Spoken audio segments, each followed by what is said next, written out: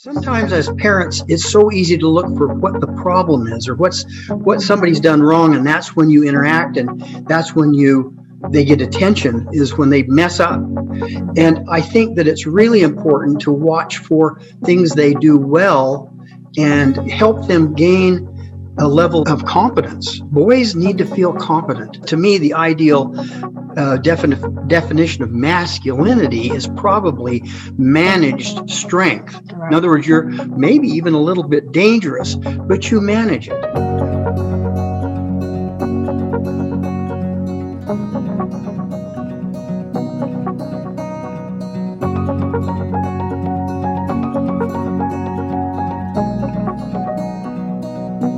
Hello and welcome to the Fascinating Womanhood channel, where we talk about everything that develops femininity and creating long-lasting, loving relationships. I'm Dixie Annalyn Forsyth, and this is my husband, Dr. Robert Forsyth. And if you'll notice, Cherry is not here today. She's actually traveling to the wedding of one of our other daughters, Gina. So Bob and I are just doing this by ourselves. He happens to be here, which is really neat because we are going to talk about a subject that he knows a lot about, not just because he's a man, but because he's also a neuropsychologist and is an expert in a lot of these things. So what we're going to talk about today, and I get to interview him, is understanding boys' minds, not just men, but boys. And this relates to if you have brothers, sons, nephews, cousins, anything like that, where they're boys from anywhere from toddler through to adulthood, because there's some unique things that are going on with boys that'll help you be a better friend, aunt, mother, grandmother, everything. And the reason that we're doing this topic today is because we've had a lot of requests from women that asking questions about how to deal with young boys. And we live in a particularly difficult time where masculinity is under regular attack all around. And I think it's really all over the world, partly because of social media, don't you? I think boys are confused because we used to say boys will be boys, but sometimes boys do boy things and they get criticized for it. I think that's doing a disservice to our young boys to not allow them to maybe be a little bit different in some ways, maybe a little more aggressive sometimes. Now, they got to learn to manage it. Doesn't mean they can do anything they want, but still, boys will be boys. What impact does higher testosterone that all boys have, even from the time they're born, what does it have on them as children and growing up into their teens? I think maybe one of the most interesting things that I've learned studying the brain is that testosterone tends to inhibit networking. In other words, brain development. And so boys develop a little more slowly than girls. You'll see sometimes at least maybe a year, 2, 3 year difference. Is that why some mothers report that when they have, say, a little boy and then they have a little girl next, or the other way around, they'll notice that maybe the little girl talks sooner and maybe a little more advanced, yeah. Yeah, or maybe, oh my goodness, she's developing quicker, but it doesn't mean there's something wrong with her son. Right, exactly. And I think to me, that's really helpful to understand. We maybe expect maybe a boy and a girl to be about the same place at the same age, and it's a little bit unfair. Boys are wired a little differently. Boys are wired more front to back, which makes them more visual and action oriented. Girls a little more side to side, which gives girls better access to both sides of their brain, even from a younger age. Do you think that's why I noticed when I was growing up that I and most of the girls my age were not attracted to boys our same age? We were attracted to boys a year or two older. Yeah, perhaps. I think may be a little more mature. You appreciate, hey, they're a little bit farther advanced than the boys your age probably seem kind of silly. I remember as a kid mainly just wanting to build forts, and girls seemed to me a little weird. And I didn't really enjoy playing with them or doing anything with them. In fact, we'd even say girls have cooties, whatever that means. I mean, I guess that means they're nasty or something. But then, as you get older, you start to realize that, maybe there is something about girls that's interesting. And that's as as puberty Well, hits. we said boys had cooties, so. Yeah, I know. Girls say the same It's thing. the same thing. Maybe you could explain a little how boys view tasks, about what age they start to become a little bit more interested in relationships, particularly with girls, and why they do. Well, you know what? When I'm saying that boys are more visual and action oriented, they tend to be a little bit more aggressive as well. I think girls, even from a young age, are often a little more relationship oriented. But I think boys start to recognize relationships and their interest in it a little more as they get, you know, into the ages of puberty, and their testosterone starts increasing dramatically. And they notice girls and think, okay, maybe there is something here that Maybe they I've don't have missed. cooties. Maybe they don't. Maybe there's something I missed here. And so they start showing that interest, and you see them become more self-conscious. Sometimes they start recognizing, I think I need some deodorant, or maybe I've got a pimple on my face. I've got to find something to deal with that, mainly because they want to present better and maybe get that, attention from others. So would you say that for mothers out there, and there's a lot of you that have boys that you cannot get to take a shower, and they're too old for you to bathe them, but they don't want to take a shower, would you say that you don't have to worry about that once they're interested in girls? Well, I'm all about cleanliness even when they were younger. I remember my mother say, you need to take a bath. And I think she recognized that that was a good idea. So I would do that, but I didn't really think about it on my own. I was more interested in riding my bike and playing and being active. They're going to be more interested as time goes on. That doesn't mean they don't need to brush their teeth or do basic cleanliness things, but they're going to be more self-motivated. That's what I mean. You'll know they're more interested in that they're more into puberty when you don't have to remind them. Right. You don't have to remind them. In fact, they'll start saying things like, I think I've got one grandson that started saying he wanted some cologne. And I think his mother was surprised, like, what's going on here? Maybe, I don't know. He wanted to smell good. So he likes to go to school smelling good because he's gotten some positive attention out of that. How do boys feel about space? And I don't mean physical space always. A lot of men do it in their head. It's not a physical place they go. So how do young boys and teenagers also do this? Well, I think it comes back to the difference maybe a little bit between the way men process things and the way women do. Women tend to process a lot more verbally. Men do it often a lot more visually. And men are not as in touch with their feelings. I think the way men are wired, they tend to separate thought and feeling. In fact, in some ways, don't even like to connect the two because it's distracting. It can even be annoying, and guys refer to it as, oh, there's just too much drama going on here. But guys process a little differently. And so I think sometimes giving them some space to do that when they're ready to maybe talk more, they will tend to do that. And if you're ready for that, sometimes boys can get very talkative, but they tend to process a little more independently like that because they disconnect thought and feeling. How does the downstairs and the upstairs look in children compared to an adult? How is it different when boys are young versus adult, or is it different? Well, I don't know if people have read your book, but in there you talk about something that you and I have talked about for years. I thought you did a good job of explaining this upstairs, downstairs idea. It's just one of the ways of conceptualizing how your brain works, that you got a downstairs brain that's more survival oriented and automatic, like hunger, thirst, digestion, blood pressure, heartbeat, things that you do kind of automatically. And then the upstairs brain, which is more the verbal processing part of the brain where speech centers are, and then more the creative, intuitive part. So you got upstairs and downstairs things that kind of almost compete with one another.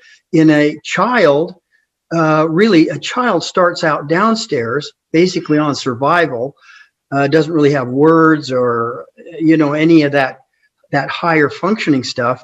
And then gradually they start networking up. And the brain doesn't fully network up or myelinate till you're probably about 25 or 30 years old, and things can delay that. Like a lot of stress can delay it, or illnesses, or head injuries, or, there's any number of things that can kind of delay that. Substance abuse. This is one of the reasons we say teenagers really shouldn't be into drug abuse, because their brain's still developing. It's not a good idea to do things like that kind of, if you're trying to build a road, you don't want things interfering with that. You got to have the best circumstances to develop. So would you say that a young boy is, about what age do they start to be able to, like you said, when they're infants, they're basically just downstairs with just drinking, crying, going to the bathroom, things like that. Basic things. And then they start to be able to develop more upstairs when we teach them the ABCs and counting and math and, and that kind of thing. Being able to express themselves and talk about ideas and feelings. I see a lot of young boys really struggling with that. They just, if they feel something, they're going to act on it. They're just going to do something. In fact, in a way, that's a great way to help them deal with feelings when they're very young, is to get them doing something active. Learning to talk about and identify what they're feeling and talk about it rather than acting that out is kind of a skill that you can help them with or learn. But typically younger boys, I find that the best way to interact with them is to do something with them.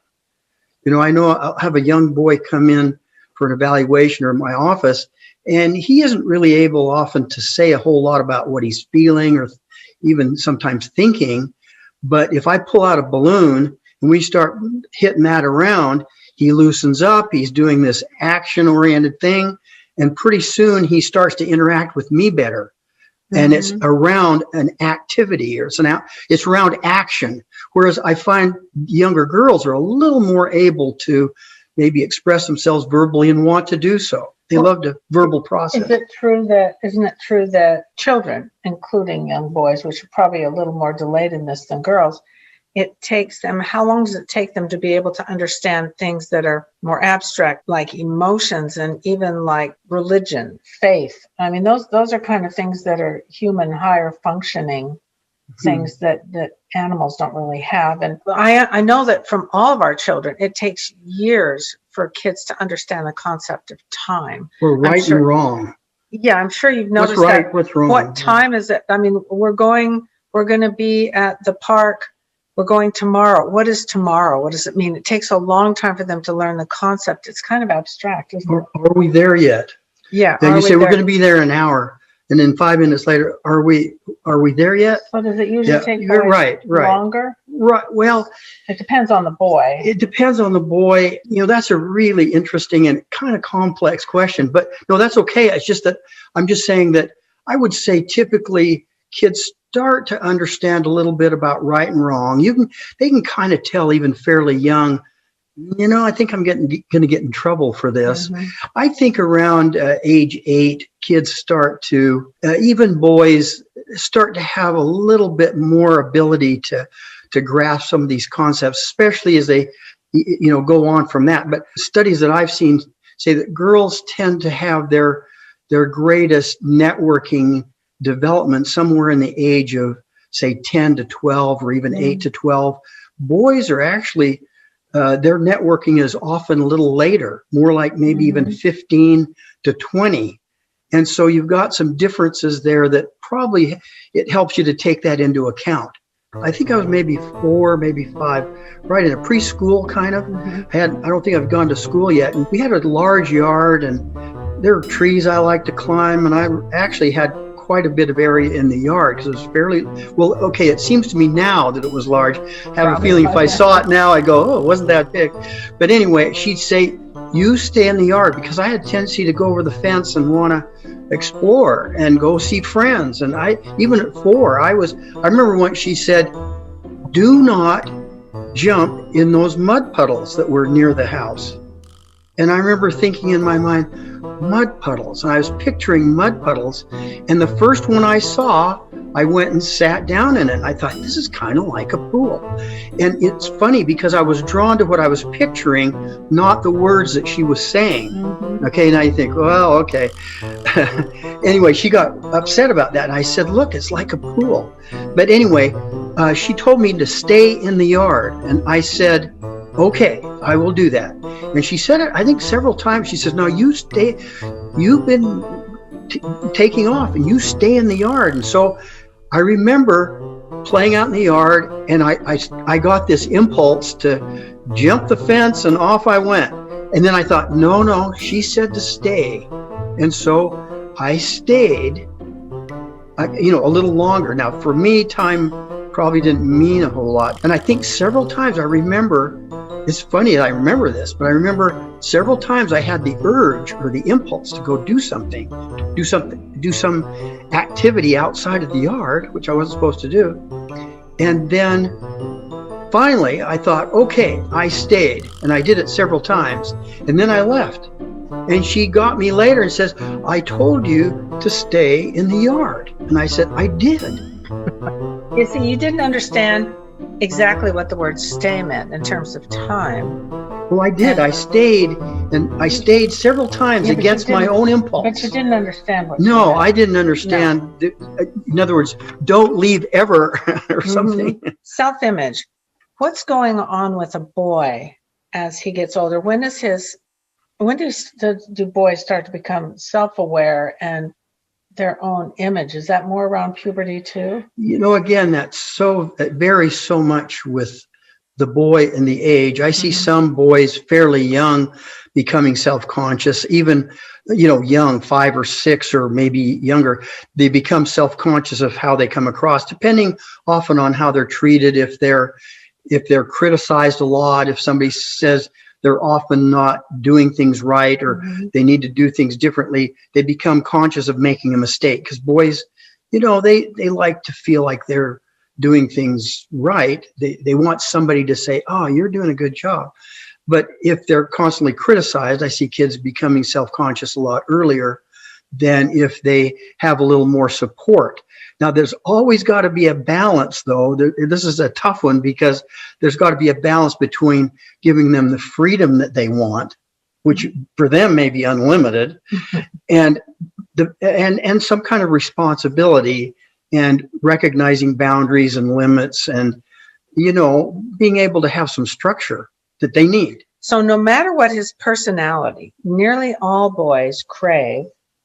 Well, I think support and admiration, maybe even in some ways acceptance, because these are things you talk about in the book. It isn't just men or a husband or boyfriend or somebody that needs these things.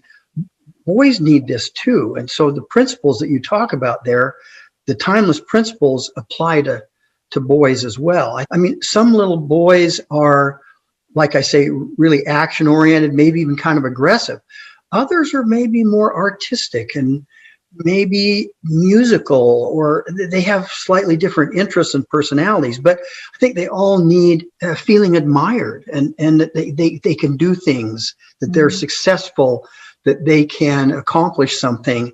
They're capable or competent or something like that. No matter what his personality, nearly all boys appreciate. I think validation for competence. Could I say it that way? I think that. So if he takes out the trash and does a good job. Yeah. Don't say, good, you did your job. Sometimes as parents, it's so easy to look for what the problem is, or what somebody's done wrong. And that's when you interact, and that's when they get attention, is when they mess up. And I think that it's really important to watch for things they do well, and help them gain a level of competence. Boys need to feel competent. A skill, that they're developing skills and they're able to do things well. I know sometimes parents will say to me, well, I really want to protect my child from the stress that I had as a child, or I want them to not have to face some of these problems. A certain amount of stress, or struggling with, danger maybe. I mean, I see boys out there ramp jumping with their bikes, and mothers are sometimes like, you're horrified. I know you were sometimes horrified at some of the things the boys wanted to do. We got 2 boys, and they might be wanting to do something that appeared to be dangerous, but boys love to triumph over danger. But there's a balance with children. Yeah, right. You don't want them to do something that's really going to, because they don't have the wisdom. So you have to balance it. Well, it's difficult to balance your own feelings too, because you may see them fall. I remember when I was playing sports, my mother was sometimes just horrified.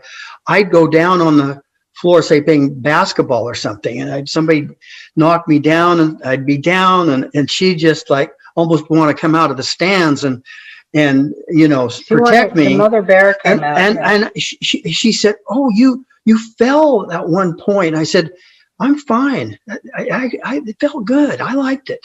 I liked the struggle." Remember how Johnny said to us, one of our oldest son, he said when he was really young, he thought he heard that boys have to go to war, and he thought that was really unfair.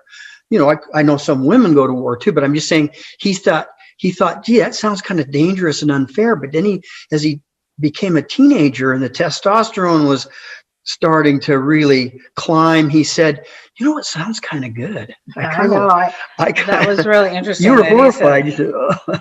Okay, but I understand, because now you understand. Men do go to war, and men do things. They have fought. And there's nothing wrong with being, could we say, strong. In fact, I encourage boys, not only their action, but even their aggression, but helping them learn to manage it. Mm-hmm. Because to me, the ideal definition of masculinity is probably managed strength. Right. In other words, you're maybe even a little bit dangerous, but you manage it, or you use it judiciously. Mm-hmm. You use it when it's appropriate, and when it's not, you can control it and back it off. That is masculinity. Okay. And we want to inspire that. What do you think is the impact of femininity on boys? Oh boy, that's an interesting. All of these we could probably talk at some length about, but I think when a boy starts to notice femininity, he starts to notice the difference, that here's a female, and I think initially it's almost kind of almost a fantasy. When a boy first starts to notice femininity, it can almost paralyze him, because guys are very visual. We're kind of visual hunters, but in a way, when we see femininity and maybe an attractive woman, it's kind of a stunning experience. And I think that our concern about possibly being rejected by this amazing thing that we're seeing can be overwhelming too. So boys sometimes go to great lengths to get attention and to be maybe even validated. And so I think moms and sisters, women can have quite an impact on men when they're feminine, and boys when they're feminine, and accept and validate them. Not necessarily put up with bad behavior. I'm not saying that, but I'm just saying that they validate them and they admire them, and they give them some appreciation and maybe even understanding as being different than them. What do boys need from women, meaning mothers, sisters, aunts, grandparents, etc.? Well, I think maybe I've already kind of addressed that. They need ideally, I think, maybe a supportive feminine influence in their life. Like sort of I know when I was growing up, my dad had been in the Second World War. He was in the Air Force, and he had a bit of a military attitude, and he didn't really, like I say, he separated thought and feeling. He didn't care how I felt about things. He just wanted me to get the job done. He'd say, you got to suit up and show up, which isn't a bad message, really. That's a responsibility message.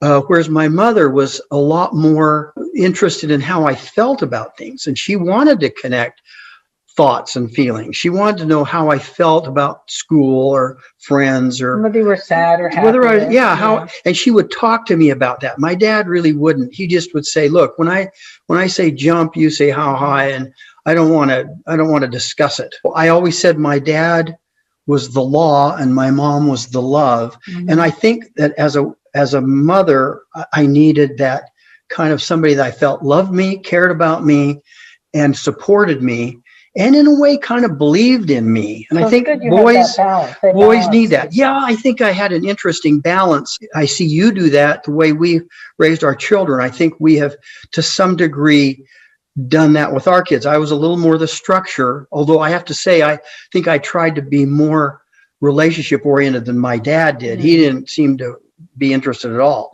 Between us, it's an interesting balance for the kids. I think it's important, I'm an ad, especially for mothers who are naturally very protective of all of our children, to let our boys, to allow them and recognize they need to be an adult. They need to be a man. They need to individuate because we won't always be here. We can't always protect them. It's important and good for them, for us to believe in them. When they are adults, whether we believe in them or not, they will try to launch out. We want them to launch out on their own and be able to solve problems without us because, like I said, we won't always be there. So supporting them as they're getting there can be tricky. Absolutely. But if you're aware of it, it's at least you'll understand that it's important, even if it's still painful to let them go. I think one of the biggest things we can do for our kids is our own example and how I manage, say, my own strength or anger, or how I have the ability to identify what I'm feeling and then be able to talk it out and not just take it out on people around me because I don't have words. I've had so many boys say, well, sometimes I get so upset, I don't know what to do with my feelings. And so they just break something or they hit something or they really don't have, in a way, the words. Once you can get the words to identify what you're feeling. When I say feeling, I think it's important to understand the difference between a thought and a feeling. And people don't always understand that. A thought is more how you think about something and describe it in words, whereas a feeling may be something more like anger or hurt or fear or guilt, or so there's a bit of a difference there. Sometimes, for example, saying I feel like punching you is not really a feeling. That's really a feeling. That's more of a you're thought. describing what you're thinking. I want to punch you because I'm angry, but they don't identify.